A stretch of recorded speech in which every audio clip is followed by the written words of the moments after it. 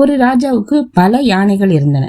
ஆனா ஒரு யானை மிகவும் சக்தி வாய்ந்த, கீழ்ப்படிதலான, விவேகமான மற்றும் சண்டை திறன்களில் திறமையானது. பல போர்களில் போர்க்களத்தில் அனுப்பப்பட்டு ராஜாவுக்கு வெற்றியை பெற்று திரும்பி வரும். எனவே ராஜாவும் மிகவும் விரும்பப்பட்ட யானையாகியது அது. நாட்கள் ஓடியது. யானைக்கும் வயதாகியது. இப்போது யானைக்கு முன்பு போல களத்தில் போர் செய்ய முடியவில்லை. எனவே இப்போது மன்னர் அதை போர்க்களத்திற்கு அனுப்பவில்லை. ஆனாலும் அவரது அணியின் ஒரு பகுதியாகவே யானை இருக்கிறது. ஒரு நாள் யானை தண்ணீர் குடிக்க ஏரிக்கு சென்றது. ஆனால் அதன் கால்களால் சேற்றில் சிக்கி பின்னர் மூழ்கியது. அதிக முறை முயன்றும் சேற்றில் இருந்து அதன் காலை அகற்ற முடியவில்லை. யானை சிக்கலில் இருப்பதாக அதன் அலறல் சத்தத்திலிருந்து மக்கள் அறிந்து கொண்டனர்.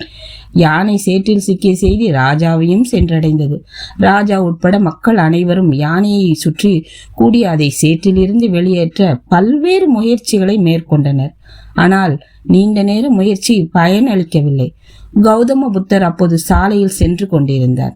கௌதம புத்தர் முதலில் சம்பவ இடத்தை பரிசோதித்தார். பின்னர் ஏரியை சுற்றி போர் முரசு இசைக்க வேண்டும் என்று ராஜாவுக்கு பரிந்துரைத்தார். சேற்றில் சிக்கிய யானை முரசு வாசிப்பதன் மூலம் எப்படி சேற்றில் இருந்து வெளியே வரும் என்று வினோதமாக அனைவரும் பார்த்தார்கள். போர் முரசு ஒலிக்கத் தொடங்கியவுடன் அந்த யானையின் உடல் மொழியில் மாற்றம் ஏற்பட்டது.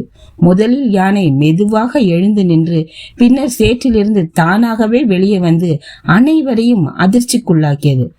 கௌதம புத்தர் செயலிலிருந்து நாம் அறிந்து கொள்ள வேண்டியது, யானையின் உடல் பலம் குறைந்து விடவில்லை, அதற்கு உற்சாகத்தை கொடுக்க வேண்டிய அவசியம் மட்டுமே இருந்தது.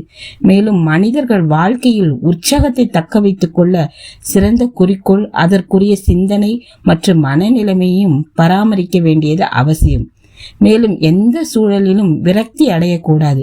இந்த சவாலான காலத்தில் நாம் அனைவரும் நம்மையும் மற்றும் நம்மை சுற்றியுள்ள மக்களையும் நம்பிக்கையுடனும் உற்சாகப்படுத்தும்படி மட்டுமே பேச வேண்டும். இந்த கதை பிடித்திருந்தால் லைக் செய்யுங்கள், ஷேர், கமெண்ட் செய்யுங்கள், மறக்காம சப்ஸ்கிரைப் செய்யுங்கள். நன்றி, வணக்கம்.